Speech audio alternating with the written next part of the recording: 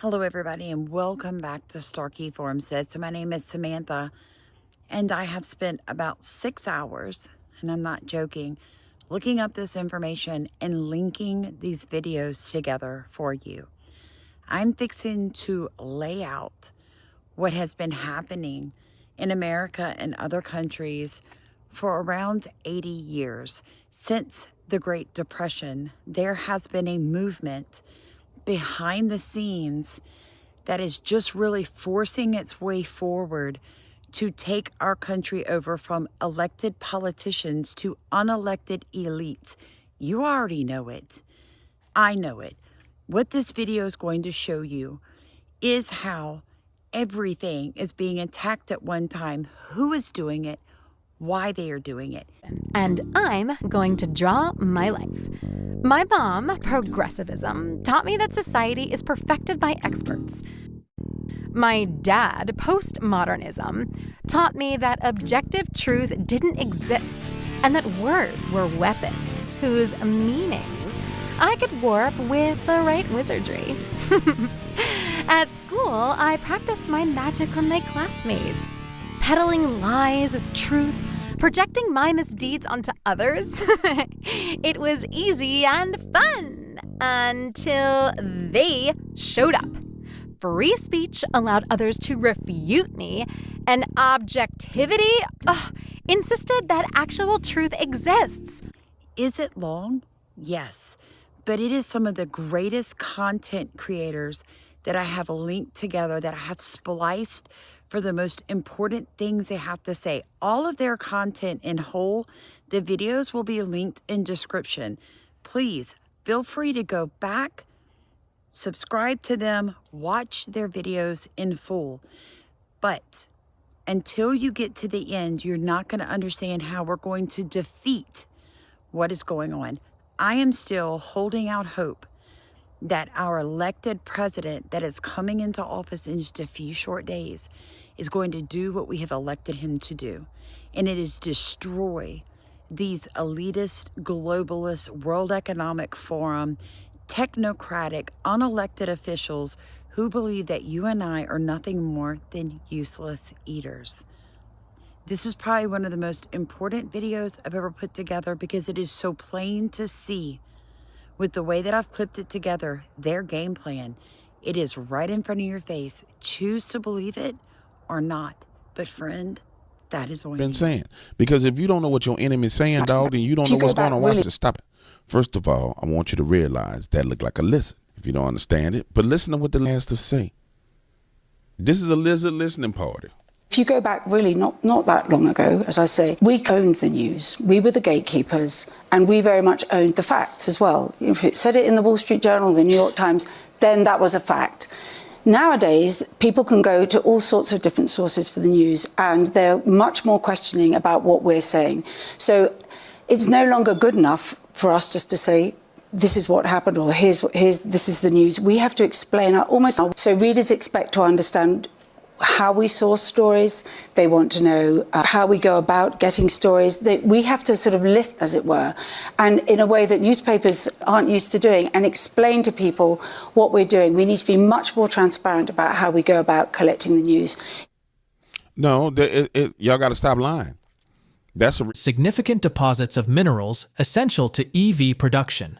The digital transformation that these Silicon Valley oligarchs are attempting to manifest would, admittedly, require all of the known deposits of lithium, nickel, cobalt, and several other minerals across the planet. A group of scientists and engineers headed by Howard Scott made an energy survey of North America under the banner of Columbia University. The Technical Alliance, as it was first called, was basically documenting how wasteful the current capitalist system was back in 1919. But at this point, it's kind of difficult to nail down what they meant by the idea of technocracy as they moved forward, the group eventually splitting into two. Even in his book comparing socialists and technocrats, published in 1933, Paul Blanchard said that the meaning of the word technocracy shifts from day to day, but it can basically be boiled down to this core idea. Well into the industrial era, technocracy's founders believed capitalism would fizzle out as machines would soon replace men. and they set forth to design a society that would succeed capitalism when that collapse inevitably occurred. From these key points, we can ascertain that the technocracy was clearly anti-capitalist and anti-democratic, and it was also anti-government, but not really anti-government in a libertarian way. Its original founders believed in a radical form of social and economic equality while not identifying with Marxism. And given the context of the time, science and technology were changing the very fabric of North American society. And the technocracy believed that only highly trained experts and scientists were capable of leading a new North America into greatness. And I reckon that the hope of greatness and prosperity held a particular appeal during the depths of the Great Depression, when the technocrats of the 1930s maintained that they would be stewards of these machines in this industrial infrastructure instead of the greedy capitalists, the current masters of those machines. And if the technocrats were allowed to rule over the natural resources that North America had to offer, the average workday for an individual would exceed no more than 2 hours. That was the original pitch, at least. But basically, our society would sink or swim based on the technicians, their own elite class or echelon, being the controllers instead of the elected politicians. And that's the key idea here. That's the takeaway. No more elected politicians, just kind of like these self-proclaimed experts leading society. While money as an exchange is at the center of a capitalist system, at the center of the technocracy is energy. And published in a bunch of pamphlets and papers well into the 1940s, the Technocracy Incorporated was really good at seeding fear over a crumbling capitalist society, wherein the monetary system crumbled and stepping in as the savior would be energy accounting, or the means of tracking how much energy was used to produce things, rather than what we do now, which is measure the cost, the monetary cost of production. In the technocratic society, energy credits were deducted when you bought something, and the certificates were issued directly to the owner. So they couldn't be bought, sold, traded, or stolen. Nobody could collect more than anybody else. Trying not to inject my opinion or skepticism here. The Inflation Reduction Act was passed in August of 2022. It provided some exciting new green energy incentives for both green energy developers and corporate taxpayers. For the first time, a green energy developer, so think solar, wind, biogas, battery storage, they can actually sell the tax credit that they generate to a corporate taxpayer to help offset their tax bill. So if you're a green energy developer looking at a qualifying project, or you're a corporate taxpayer with a significant tax liability, reach out to CLA to see how we can help either buy or sell a tax credit. Broadly speaking, agreed that we need to get on track towards a net zero, climate safe and nature positive future, but we know this will not be easy. And we're going to need to change behaviors of both individuals, but also the way that our industries and corporations and also our governments work and practice. We're going to need to do this through a mixture of carrots and hopefully perhaps not so many sticks and some kind of mix. And there's a very active and live debate as to how we go about this. But we're likely to see an increasing move towards a more stick-like interventions into the future as things worsen if we're not able to act. If you are cheerleading for this, be aware that 1. It will help accelerate the sustainable development digital transformation that needs these minerals specifically. 2. It is not in the interest of the public of any of these countries, but instead in the interest mainly of American tech billionaires. 3. It will devastate the environment of Canada and Greenland. 4. Boosting access to EV metals will also likely require existing incentives to purchase EV cars in the US to stay, so these mining ventures have a high ROI. Trump has spoken about removing them, but his ties to Musk and other big tech billionaires suggest it is unlikely. So the North American technate is a concept that came out of the technocracy that refers to a blueprint for turning North America into a technocratic society, combining Canada's minerals and hydroelectric resources with the U.S.'s industrial infrastructure and farming strengths. This blueprint includes North and Central America, the Caribbean, parts of South America, and Greenland, that's important there, and Greenland, encompassing 30 countries and numerous other territories. And if it were implemented today, it would become the world's largest nation. I mean, first of all, we have to accept that the World Economic Forum is a fanatical political organization that uses fear and manipulation like COVID hysteria, like the hoax of global warming, to really facilitate people thinking that somehow they're the saviors, but really all you're doing is helping them accomplish their goal, which really is a global public-private fascist movement and fusion of big government, big tech, big money to create a technocratic ruling elite, which conveniently is them. Unfortunately, other experts questioned us, and even ordinary citizens chimed in. Free speech was literally killing people. Ugh! I needed more powerful magic still. I made masks in my own likeness and used them to frame critics as the real purveyors of disinformation. Genius! Now, I needed a way to surveil and silence them, with plausible deniability, of course. I directed my government agents to deputize tech executives as de facto wartime information commissars and began flooding them with urgent directives to suppress certain problematic views. Lab leak theory, racist disinfo, lockdown harms, dangerous disinfo, masks overrated, dumb disinfo, vaccine efficacy question, ooh, deadly disinfo.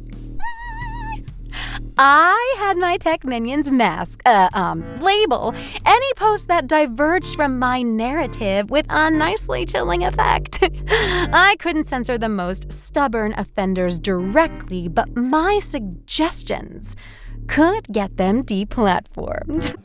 And really, Laura, if you want to look at a different way, too, with the World Economic Forum, they want to create feudalism 2.0, in which we are serfs and they are the lords ruling over us. You'll have nothing and be happy is one of the things that comes out of Davos. That's what they're aiming for.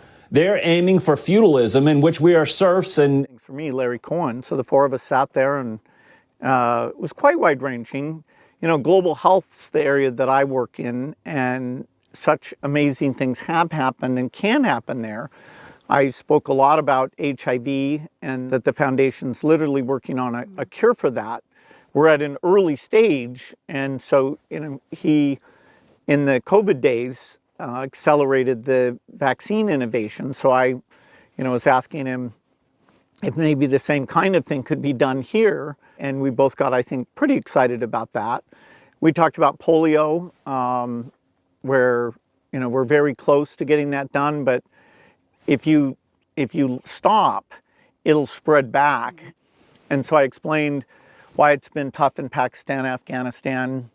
We've had cases show up in Gaza. We have cases in Africa. And he was fascinated to hear what he could do to maximize the chance that during the next 4 years, that incredible milestone will be achieved. I felt like he was, energized and, looking forward to helping to drive innovation. I was frankly impressed with how well he showed a lot of interest in the issues I. A few months ago, a farm in Iowa sold for $25,000 per acre. To say that land prices are skyrocketing is an understatement. So who is buying all of the farmland? Well, Blackrock buying up record-shattering amounts of homes. For farms, it's people like Bill Gates. Now, I don't know about you, but Bill Gates buying up 300,000 acres spread out. Remember, 40% of the farmlands, 40% owned by 65 and up. 40%. How many acres did I say that was? 370 million. 40%, 370. How many acres does Bill Gates have now? He's approaching 300 million acres. So that's kind of disturbing. Minute cities. This is real. This is happening. The pilot phase of this controversial initiative begins in the Palisades. Guess where we just had all the fires at? The Palisades. And property rights are being suspended to test the framework of future urban living. Do you know what's scheduled to happen in California in 2028? A comment about this, and I'm going to shock you. People from Blackrock are going door to door offering to buy homes now. They say, whatever you do with the insurance company is your business. Fix what you want or don't. Here's a price we're willing to pay for your home now. Blackrock is going door to door. You think this happened by accident? The dams have been emptied by Governor Newsom for no good reason. The hydrants are empty for no good reason. LA had its rainiest season this year since the 20s. Almost 90 years, 100 years ago. It was the rainiest season, and there's no water in the reservoirs. 3 months ago, State Farm, the big insurer in LA, just happened to cancel everybody's fire policies because the governor decided not to allow State Farm to increase their prices. So people now have no insurance. Do you think this happened by accident? This, for instance, this year, 2023, we had the warmest year in 125,000 years. You have to go back to the last interglacial period. All the record-breaking climate extremes. We had for decades, now more and more. So it's hard to believe why misinformation. The science is showing the risk of climate change. So we have to understand the way, not to communicate, because science is communicating, but why some people still do not believe in that. Mm-hmm. What I find striking, and you probably have the same thing also as a journalist, what I noticed in the last years, let's say in 5 years, starting with the Brexit, then we had the pandemic, then we had the ongoing climate issue as well. When did the word expert become almost an insult in some circles, or that some circles started to mistrust the word expert itself? I'd show them. I set out to gain some real-world experience, and powerful friends of my own. I joined the government and took my bag of tricks overseas. No pesky First Amendment there. I cut my teeth on easy targets in the name of fighting terrorism. A bit of tactical disinfo here, a bit of battlefield disinfo there, a bit of propaganda to manipulate enemy populations in foreign lands. Abracadabra! But fighting bad guys abroad was child's play. As my ambition grew, I turned to fighting bad guys in America. Bad guys who challenged mom's progressive narrative or who undermined trust in institutions. I disinformed about foreign influence at home, running scams like Russiagate. I went further with Hamilton 68, labeling American dissidents as Russian trolls. Ooh. The American media helped provide cover.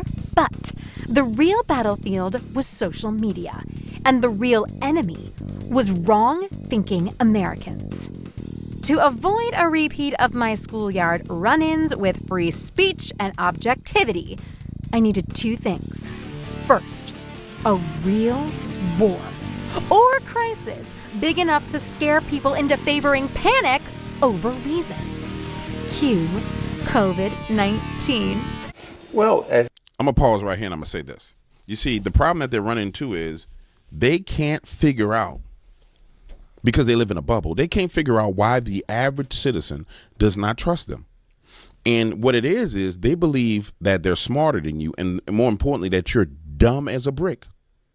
So what they're saying is, we lied to them. We've laid out these different terminologies to them, and they won't accept it. And what you're having is a conversation in a bubble. For example, when he says, well, when did the word expert become a bad thing? When the experts started lying. When you claim to be an expert and you lie, nobody trusts the terminology of an expert. Liberal democracy. It's standing up for it. it's equally laughable to use the word dictatorship at Davos and aim that at President Trump. In fact, I think that's absurd. But I'm going to step aside from that constructive criticism and instead answer your question. Yep. And I'm going to be substantive here. President Trump, if he's the next president, for that matter, I think whoever the next conservative president is going to take on the power of the elites, which I mentioned earlier. But the thing that I want to drive home here, the very reason that I'm here at Davos, is to explain to many people in this room and who are watching, with all due respect, nothing personal, but that you're part of the problem. Political elites tell the average people on 3 or 4 or 5 issues that the reality is X, when in fact reality is Y. Take immigration. Elites tell us that open borders and even illegal immigration are okay. The average person tells us in the United States that both rob them of the American way of life. They're right. President Trump will take that on behalf of the average American. Elites also tell us that public safety isn't a problem in big American cities. Just travel to New York or Washington or Dallas, Texas. The average person will tell you that the lack of public safety damages not just the American way of life, but their life. President Trump will take that on. Thirdly, I guess the favorite at the World Economic Forum is climate change. Elites tell us that we have this existential crisis with so-called climate change, so much so that climate alarmism is probably the greatest cause for mental health crisis in the world. The solutions, the average person know, based on climate change are far worse and more harmful and cost more human lives, especially in Europe during the time that you need heating, than do the problem and the problems themselves. Fourth, 2 more here, Robin. Okay. The fourth, China. The number one adversary, not just to the United States, but to free people on planet Earth. Not only do we at Davos not say that, we give the Chinese Communist Party a platform. Count on President Trump ending that nonsense. And fifth, as we sit here, another supranational organization, the World Health Organization, is discussing foisting gender ideology upon the global South. These are practices that are under review, if not being rejected, by countries in Northern Europe.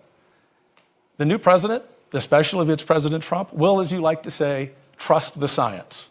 He will understand the basic biological reality of manhood and womanhood. And do you know why? Not because of retribution, not because he's a dictator, but because he has the power of the American people behind him. I hope you enjoyed the video today. Please like, comment, subscribe. If you'd like to support our channel, it's linked in the top of comments. Otherwise, please share this. This is the kind of truth that wakes people up. Love you guys.